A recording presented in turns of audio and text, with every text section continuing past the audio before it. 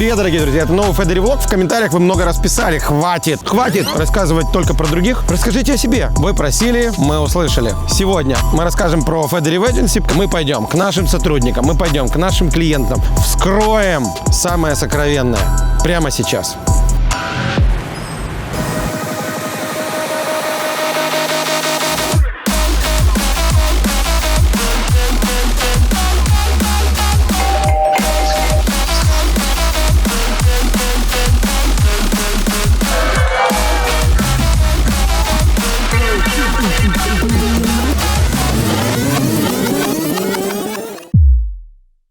Если очень коротко об агентстве, у нас сейчас работает порядка 100 человек, клиенты от Ташкента до Лос-Анджелеса, 5 команд, которые ведут большие бренды. Мы работаем с предпринимателями-визионерами, есть много среднего бизнеса, есть амбициозные стартапы, и мы несемся вперед.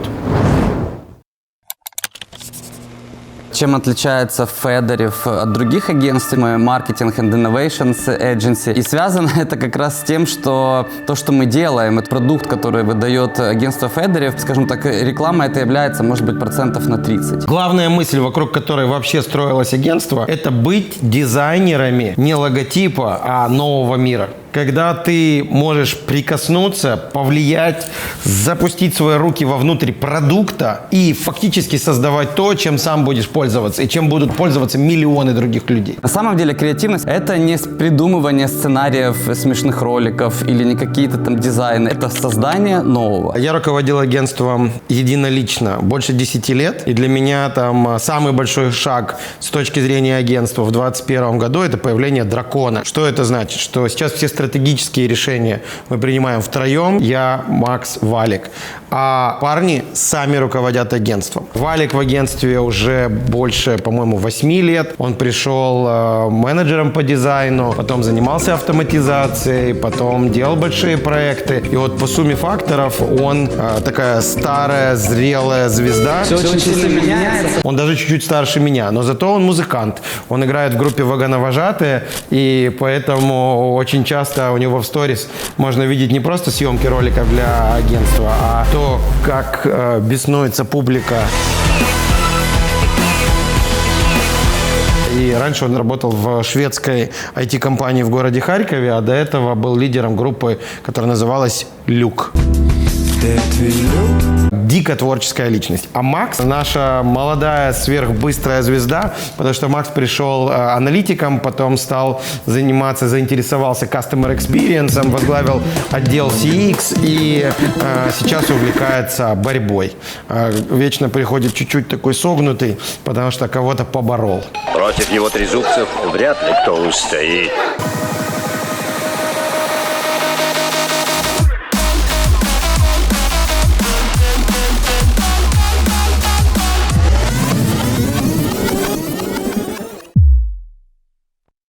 Я очень хорошо помню, как мы начинали проект «Дия». Эта история, она не просто про то, чтобы снять будущему цифровому государству классный ролик, она про то, чтобы сделать это государство удобным для человека, потому что это будет формировать на самом деле отношение к бренду. У нас было видение финального результата, что все услуги будут онлайн, их можно будет получить в несколько кликов, о том, что это будет максимально удобно. И это достаточно, как мне кажется, сложная задача, с которой довольно не каждое агентство, каждая команда может справиться. И поэтому мы выбирали, смотрели, анализировали, кто имеет опыт реализации проекта, в том числе в государстве. И выбрали команду Федери и совместно работали над созданием бренда Ди, которым сегодня уже десятки миллионов людей пользуются. Но это не первая наша, кстати, работа для государства, потому что мы 7 лет, как Дон Кихоты и Санчо Пансы, боремся за качество Ощадбанка. До этого делали и бренд Киева, и бренд Винницы, и центры Готово, да, то есть которые уже лет так 8 назад делали взаимодействие с государством более комфортным. Бесплатно делали много для киевского зоопарка. В целом, вот это очень важная мысль, что, возможно, не нужно заниматься абстрактными разговорами про то, что вот, страна станет лучше, а нужно просто улучшать те вещи, з которыми человек сталкивается каждый день.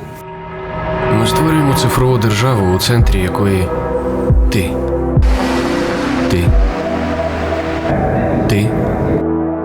і ти. В результате исследования больше всего во взаимодействии с государством человека, собственно, и раздражает взаимодействие с государством. Стратегия «человек в центре всего» как раз-таки дает понимание того, в какую сторону должно быть принято решение. Что главный человек, удобно должно быть ему. Одним из важнейших этапов этого проекта был сам редизайн услуг, сам подход по тому, как мы будем их редизайнить, что мы будем в них менять, почему это важно, тестирование этого с пользователями и только потом оцифровывание. С точки зрения визуального образа, вот как раз вот для DIA нам не надо было придумывать что-то особо экстраординарное. Это Ленчик. Ленчик работает больше 10 лет. Ленчик очень долго был ведущим дизайнером. Сейчас это один из 2 шеф-дизайнеров. Он очень долгое время жил в каких-то других странах. То есть он такой вот человек мира, при этом и дизайн, который делает он и его команда, вот такой же, очень международный.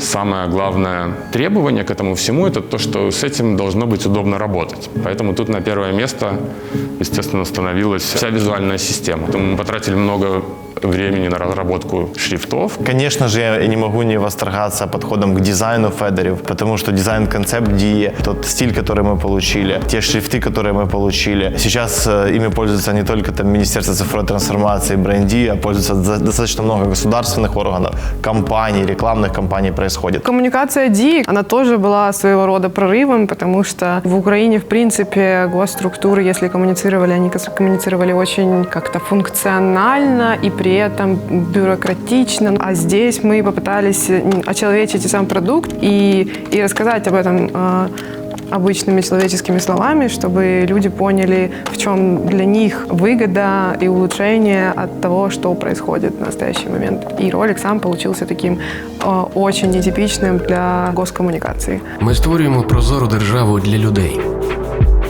Щоб Андрій пригощав гостей власної кав'ярні пончиками, як у бабусі, і не хвилювався через папери.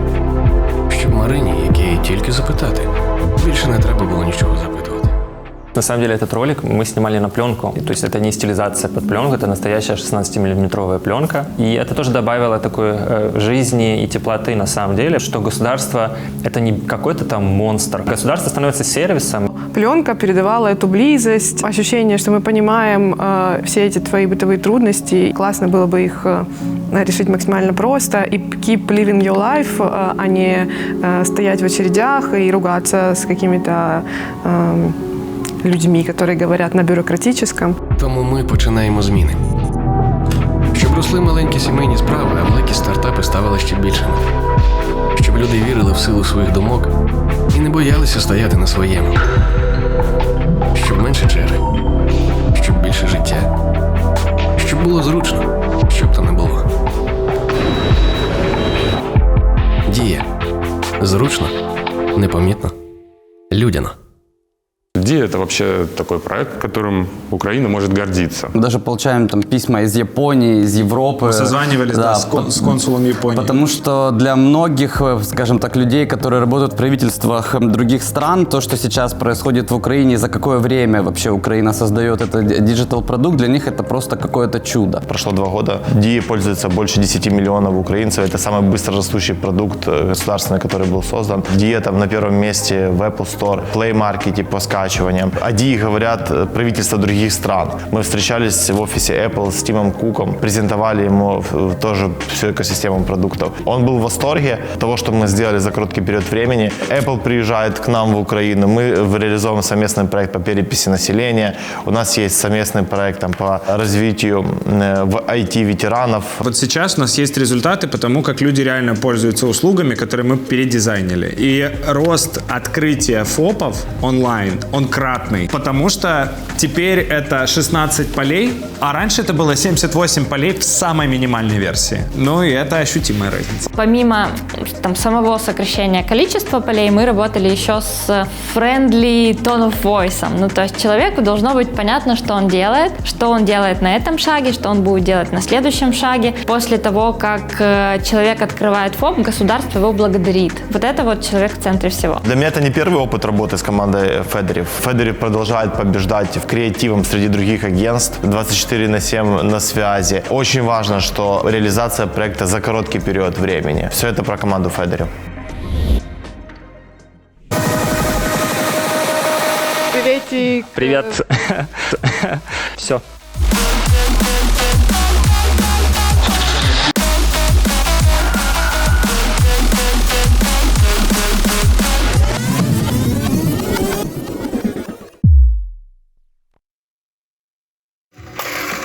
Компания «Новая почта» обратилась к нам летом 2013 года.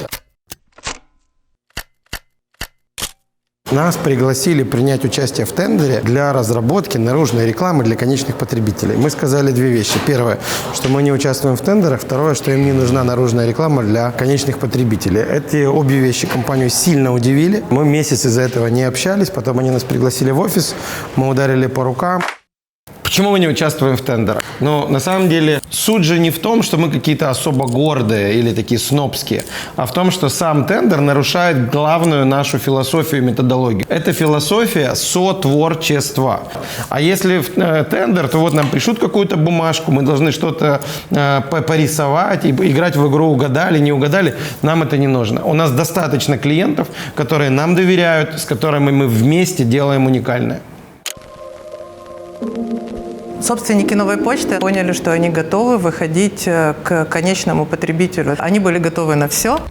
Вика – моя любовь. Звезда, которая ломает все стереотипы. Потому что в середине 2000-х она возглавляла аудиторскую компанию. И ее попросили ее коллеги помочь с ребрендингом большой финансовой группы, которым мы занимались. Фактически год мы работали с ней как с клиентом. И когда этот процесс закончился, и ребрендинг успешно случился, она пришла на одну из последних встреч и говорит: ты знаешь, я поняла, что я люблю маркетинг и креатив больше, чем аудит. Я хочу поменять свою карьеру. Вика с первого дня работает с проектами «Новой почты». С Викой мы создали сотни рекламных кампаний, больших, маленьких, смешных, трогательных.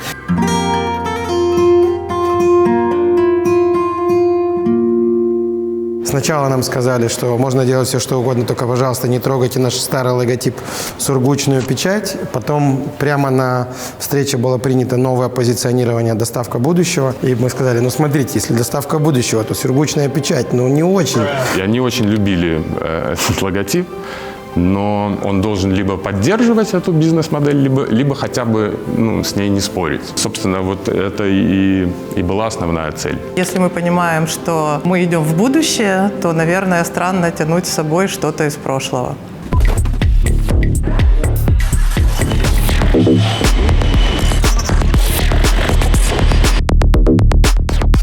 И вот когда стал вопрос о коммуникациях, оказалось, что мы немного по-разному, каждый из нас понимает, что такое доставка будущего. Для кого-то это звездолеты, космос, большие скорости, искривление пространства. Но после нескольких штормингов и обсуждений мы поняли, что будущее для людей – это одна кнопка. Все. И вот эту вот идею, эту легкость мы передавали в первой коммуникации.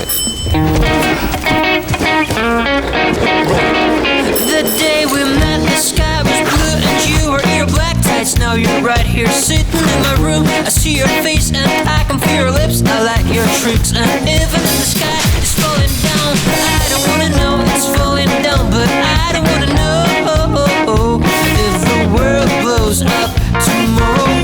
Відправити можна все. Нова пошта. Доставка майбутнього. Прошло с тех пор почти 8 лет. И вот в кооперативе доставка будущего произошла. Когда вы придете к себе в офис или к себе домой, у вас рядом будет почтомат, вы в смартфоне откроете приложение «Новой почты», нажмете на кнопочку в смартфоне у себя, и одно из этих отделений откроется. Это работает прямо сейчас. Для того, чтобы говорить о том, какой путь нам нужно было с ними пройти, наверное, пару слов скажу о том, в какой момент они к нам пришли. Культура посылок на тот момент была полностью утрачена в нашей стране. Мы конкурировали фактически с проводниками в поездах. Какая задача перед нами стояла? Это рассказать людям, что у них будет другая возможность и стать для них такой возможностью. Наше агентство находилось в ключевых моментах взаимодействий. То есть мы провели огромную работу по ребрендингу, по перезапуску компании, помогли стать быстрее, помогли стать современнее. Мы создаем дизайны машин, мы создаем форму, дизайны коробок делаем, много всего делаем. Мы работаем с компаниями, которые помогают разрабатывать отделения внутри, да, чтобы это было удобно, эргономично, чтобы людям было удобно ходить, чтобы максимально быстро их обслуживать.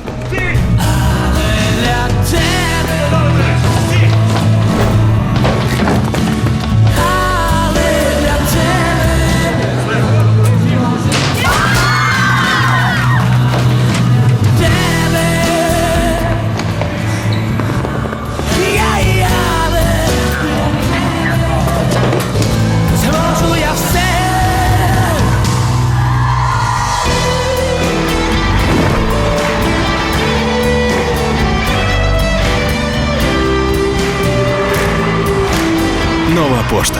15 років для тебе. Амплитуда проектов может быть совершенно разной. От того, чтобы сделать дизайн какой-то иконки для какого-то одного носителя, заканчивая компанией телевизионной с огромным количеством материалов, которые сильно повлияют на бизнес и сильно повлияют на все процессы. Я домашня бібліотека на останній полиці.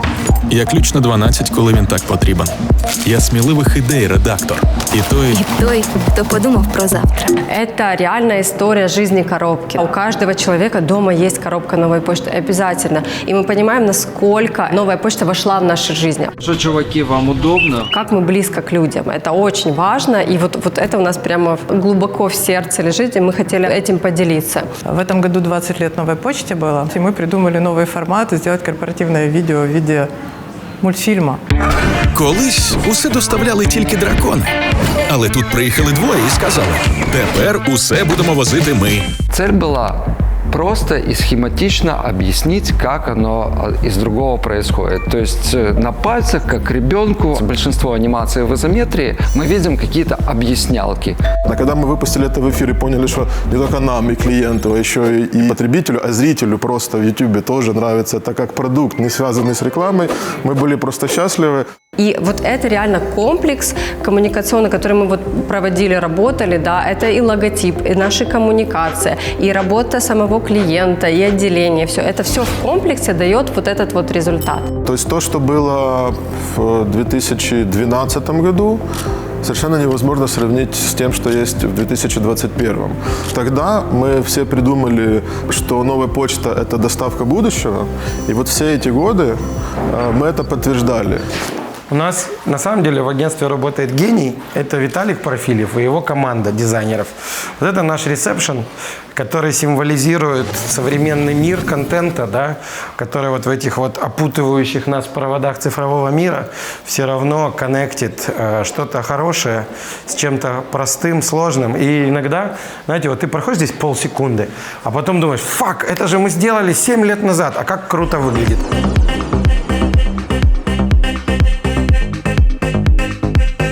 А это новая почта. Ровно 1,5 года назад у нас произошел легкий рестайлинг. У нас остается наше позиционирование, доставка будущего, у нас остается наш символ, но мы все чуть-чуть смягчили. Мне кажется, вот это вот очень важная история про то, как избегать ребрендингов.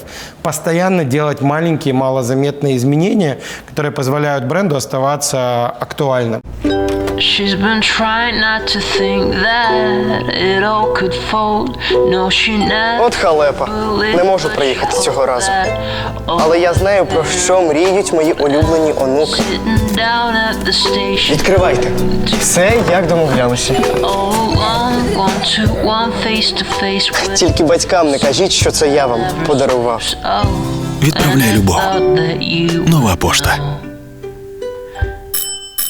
Несмотря на то, что мы вместе долго, мы все равно не потеряли эту способность посмотреть на них со стороны. Когда ты начинаешь менять свою внешность, ты начинаешь меняться и внутри. Агентство Федорев в определенной степени влюблены в бренд «Новая почта».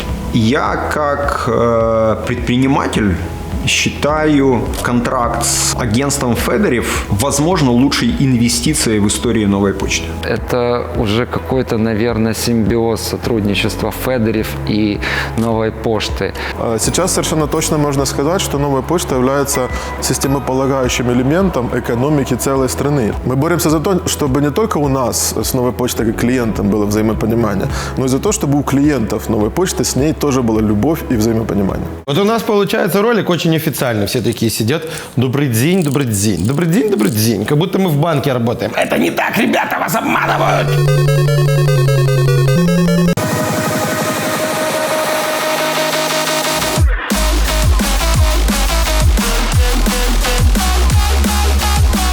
А слушай, скажи мне, как Андрей Андрею, эта вечеринка у нас хорошая или нет? Это очень хорошая вечеринка.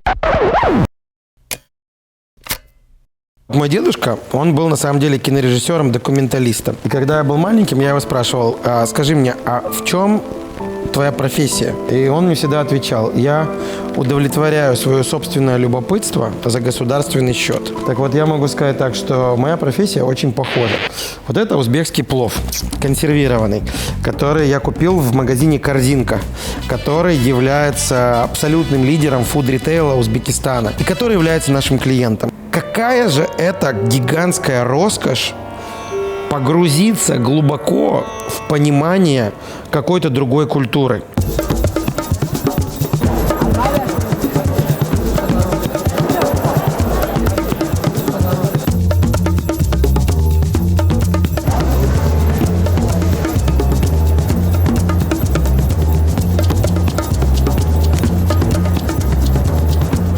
«Корзинка» — это самая крупная сеть супермаркетов Узбекистана. Они занимают больше половины доли рынка. Это феноменальная сеть, они фактически лавмарк местный. Дети на Новый год пишут письма «Корзинке». То есть это вот такого уровня бренд существует в Узбекистане, и настолько его любят реально люди. И что произошло? Изменилась политическая ситуация в стране, и это сильно открыло рынок иностранным игрокам и где-то развязало руки внутренним брендам. И вот тут, настал момент X. «Корзинка» перешла на новый этап своего развития.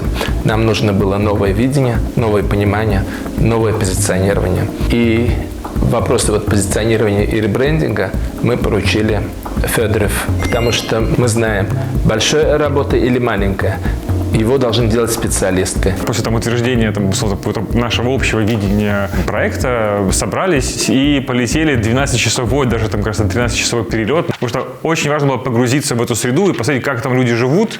Если бы мы не поехали, мы бы никогда не сделали то, что мы сделали. Никогда. Мы думали, что мы приедем, и там будет местный сельпо или местный суперновус. Первый магазин «Корзинки», в который мы зашли, это был формат так называемый «Корзинка премиум», одна из самых старых корзинок в Ташкенте. И мы туда заходим, ты видишь, там висит такой баннерочек бананы тут где-то, а там видишь баннерочек курица здесь. Все, или как-то это было все немножко бессистемно. Но надо с этим поработать.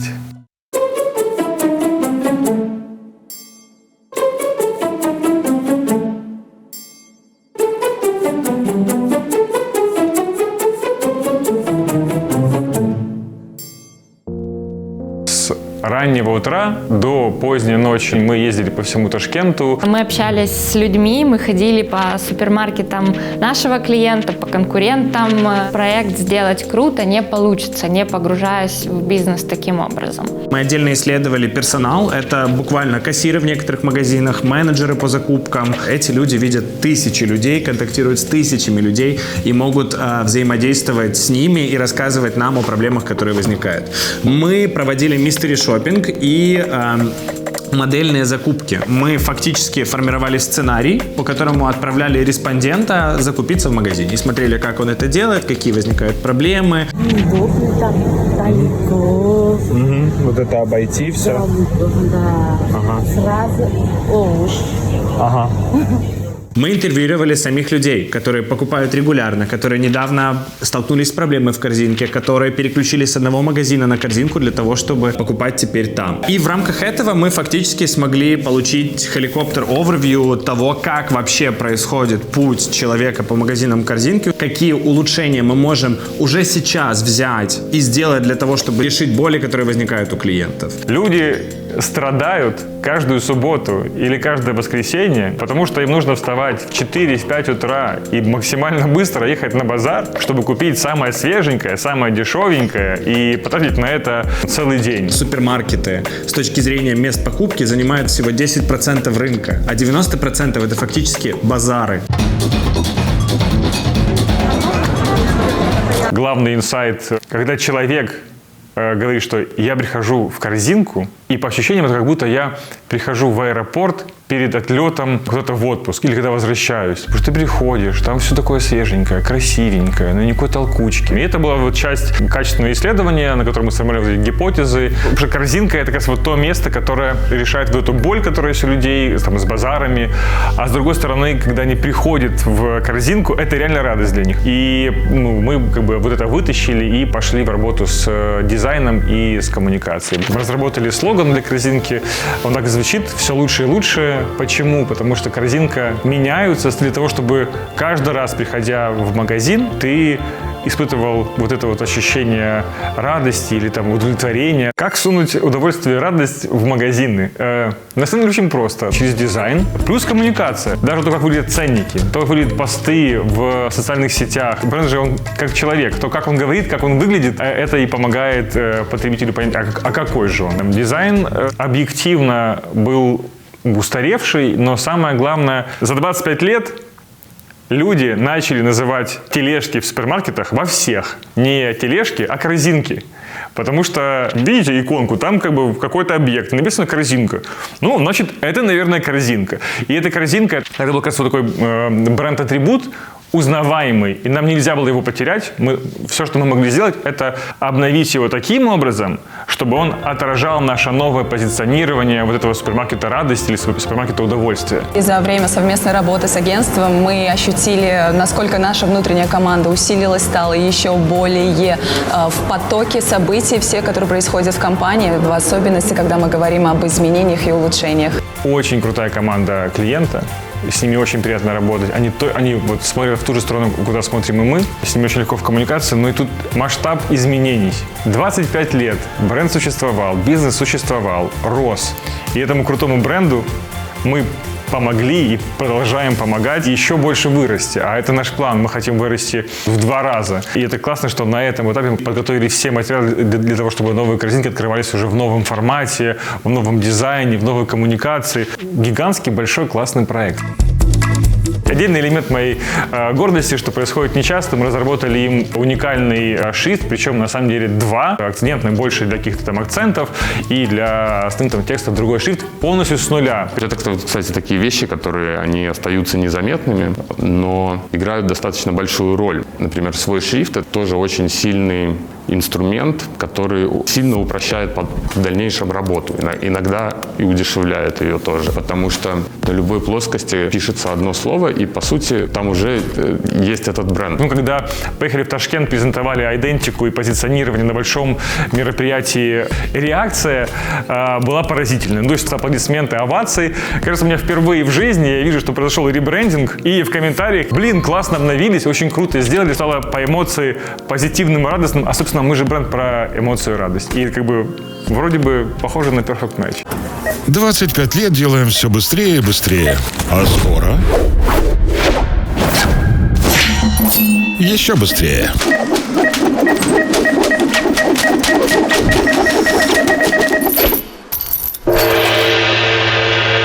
Корзинка. Все лучше и лучше. Хотя прошел уже год, но между нашей компанией и агентством медовый месяц все еще продолжается. А результаты, как бы говорят сами за себя, мы остались очень довольны работой с агентством. И мы, конечно же, все понимаем, что это лишь большой шаг к новым изменениям нашей любимой корзинки. Опять сапожник без сапог. Вот я хотел вам показать агентство, а сейчас вот сам смотрю ролик и понимаю, что мы вам приподняли просто, может быть, там кусочек занавески. На самом деле все совсем иначе. Поэтому я надеюсь, что этот ролик будет не единственным в серии роликов про агентство. Напишите в комментариях, о чем вам рассказать. Может быть, мы даже сделаем рубрику «Эксплейнер» про то, как работает агентство или как мы работаем с отдельными продуктами.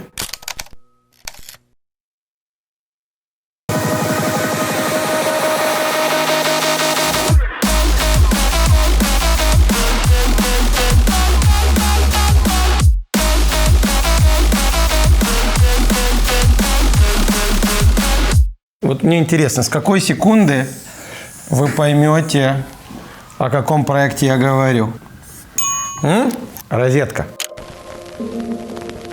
Вот этот вот значок, розетка, он появился 20 лет назад. Дизайнер просто поставил стоп-кадр, а Слава шел, извините, в туалет по офису. И он увидел этот экран, говорит: о, а что это? Он говорит: да ничего, там пятачок танцует, стоп-кадр. Он говорит: давай это будет логотипом. И появился этот логотип, который стал символом низких цен. И их первым слоганом было: в интернете дешевле. Розетка. В интернете дешевше. Одно время это было правдой. Но в какой-то момент эта история закончилась. Ну и вообще выстраивать свою свою стратегию исключительно на том, что мы самые дешевые, это не стратегия лидера. Розетка начала работать с агентством Федоров 4 с чем-то года назад, и все началось с того, что старый бренд изжил себя, и для того, чтобы двигаться и развиваться, мы понимали, что нам нужно какие-то глобальные изменения. Нам нужен был новый, по сути дела, новый бренд. Федоров не был первым агентством, которое мы выбрали, но в результате Федоров был единственное агентство, которое взяло и понесло.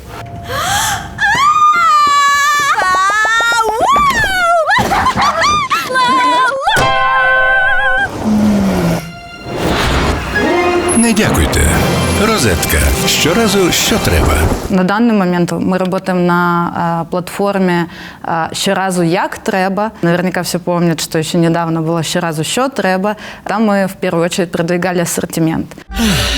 Кондиціонери і бойлери, кросівки та одяг, ноутбуки та планшети. Іграшки та конструктори. Розетка. Щоразу, що треба. Сейчас платформа «Щоразу як треба» — это больше про сервис, это больше про ожидаемый сервис. Неможливо передбачити, яким буде наступний рік. Та можна передбачити, що на Розетка є чим підняти собі настрій. Розетка. Щоразу як треба.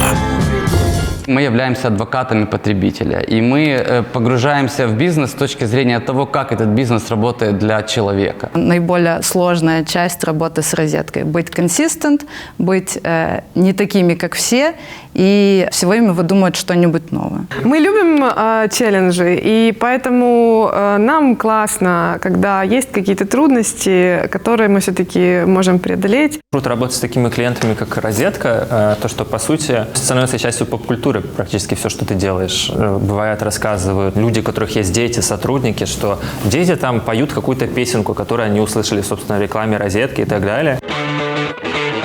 Я подивився навколо і зробив відкриття, що є просто школа, а є школа життя. И это, радует, конечно, в хорошем смысле, что это ты думаешь, о, круто, ты пошел в народ, там, твоя работа стала частью повседневной жизни, и, там, частью поп-культуры, и на самом деле мы этого и добиваемся.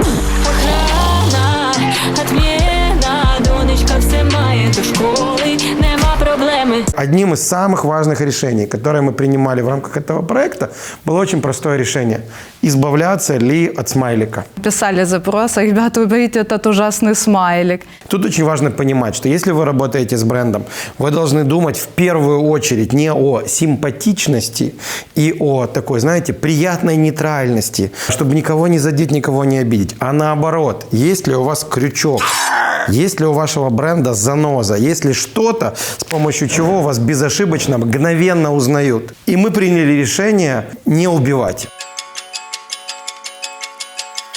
Естественно, там внесли ряд технических изменений. Он состоял из нескольких цветов, поэтому это усложняло, например, способы его нанесения и печати. А потом там были не очень правильные геометрические формы рта, языка и так далее. Мы старались эти изменения внести, как только минимально это возможно. То есть буквально только исправить какую-то техническую ошибку, но чтобы оставить его максимально таким же узнаваемым.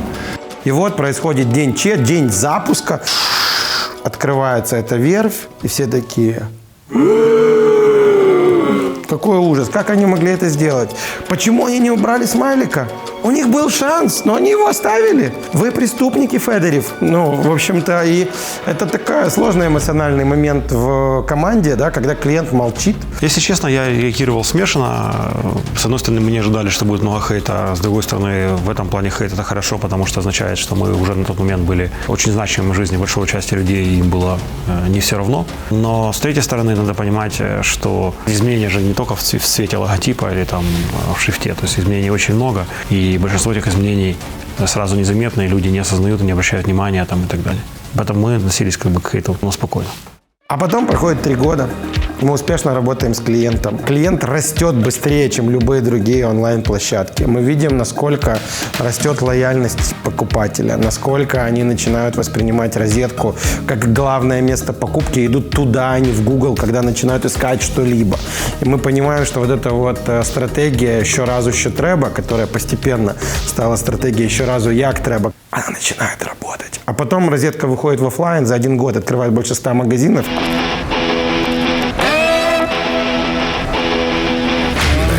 Осадче? Непередбачувано. Передбачувано, що доставка сюди безкоштовна. І ще купа переваг, які ми не встигли озвучити. Розетка. Щоразу як треба. Секрет наших долгих отношений, он вообще-то очень прост. Наши клиенты растут, их бизнес растет, и они находят, наверное, какую-то часть заслуги в этом, нашу в том числе, да, понимают, что чуть-чуть, немного нашей заслуги в этом есть. И вы знаете, какое самое приятное чувство? Ты вот ночью едешь по городу, стоишь на светофоре, а слева у тебя магазин «Розетка». И уже вечер, уже часов 11, а смайлик светится вот им завораживающим магическим зеленым светом. Вывеска черная, шрифт белый, оно сияет, и оно выглядит просто охренительно. И ты улыбаешься и говоришь: хейтеры, привет.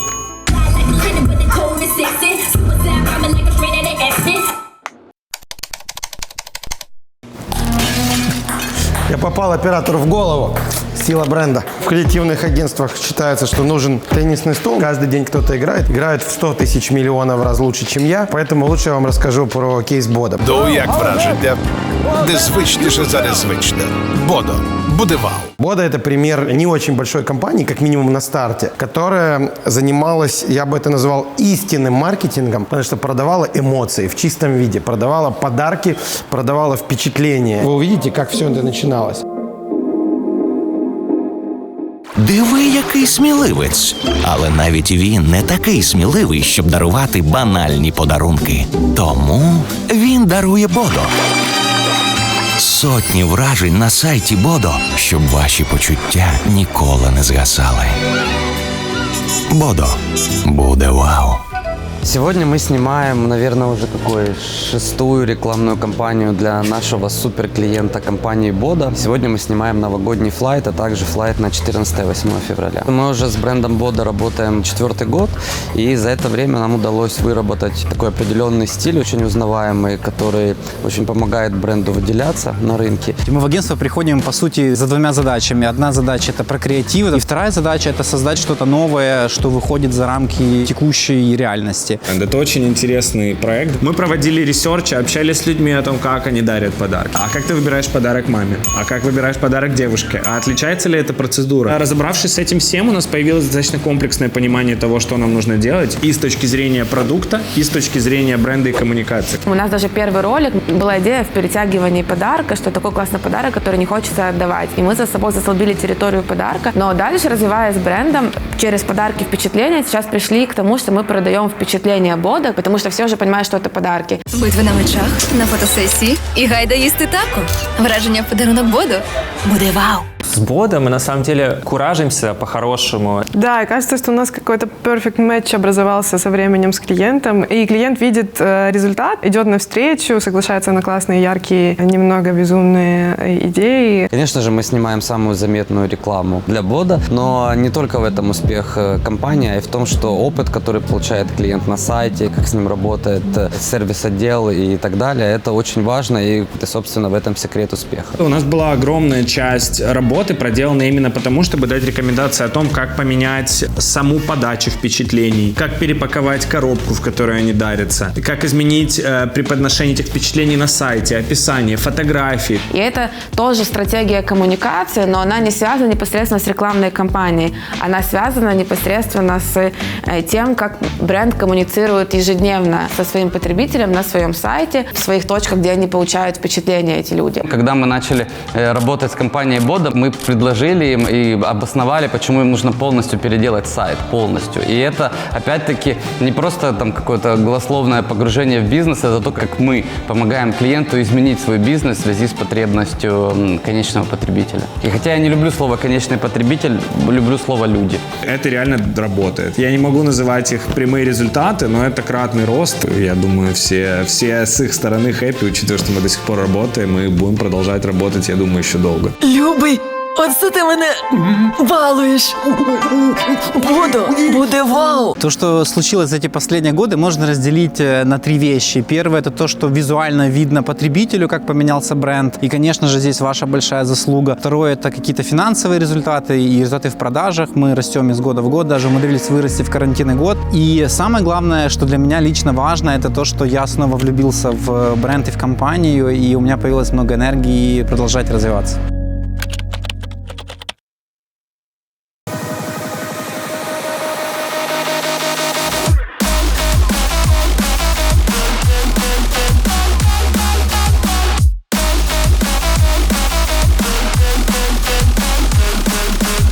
На самом деле, я очень люблю бренды, за которыми стоят символы или герои. Ну что, Лисичка, привет. И вот у Фокстрота было именно так. В течение многих лет символом компании была Лисичка, но потом очередной маркетинг-директор, очередной ребрендинг, ее вышвырнули за борт.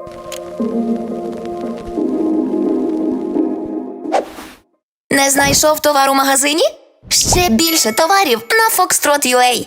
Foxtrot. Живи наживо. Я очень люблю, когда к нам обращаются компании, у которых есть сложная задача. У Foxtrot она была очень вызывающей. Компания пришла к нам на уровне акционеров после неудачного ребрендинга. Мы хотели сделать такую лису, которая была бы эмоциональной, и, собственно, поэтому от нее осталась только голова, которая, как и любая голова, несет максимальное количество эмоций. Разработали целую кучу разных характеристик ей, как она говорит, Винюхай низькі ціни. как движется, как у нее там движутся какие-то шерстинки, разные элементы. Когда мы снимали первый имиджевый ролик, который как раз должен был раскрыть новое позиционирование, идея была построена на том, что мы избавляемся от старого. Нам незнайома ностальгія. Для нас найкращий подарунок ще запакований. Бо нове Завжди. Краще. Фокстрот. Живи наживо. Пример Фокстрота, он показывает тот тип проекта, который мы называем «Ядерный чемоданчик». Проект, который длится примерно 1 год, когда компания хочет вывести свой бренд и, как следствие, бизнес на новый уровень, но, естественно, не работать с нами как с агентством вечно, а проведя с нами 1 год, получить набор инструментов, с помощью которого будет работать внутренний отдел маркетинга, но уже на другом уровне качества и бить в одну точку, не нарушая целостность бренда. Трансформация коснулась абсолютно всех направлений бизнеса. Внедрив все ключевые пункты, у нас действительно получилось сделать прорыв. И спустя год мы заметили первое – это повышение доли рынка, что на нашей очень конкурентной почве крайне сложно сделать. Также мы заметили рост показателей индекса здоровья бренда, рост по всем показателям трекинга рекламных креативов. У нас просто эффективность начала даже превосходить наши ожидания. Появление лисы сыграло просто фундаментальную роль. Теперь каждый раз, когда я по городу вижу, как на каком-нибудь видеоэкране танцует лисичка и представляет какую-то новую цену, мне на душе тепло, потому что у меня есть ощущение, что вот эта лисичка, вот мы ее спасли. Мы ее фактически воскресили из мертвых. Если описывать работу с агентством, я бы это назвала: первое – профессионально, второе – фундаментально, третье – впечатляюще.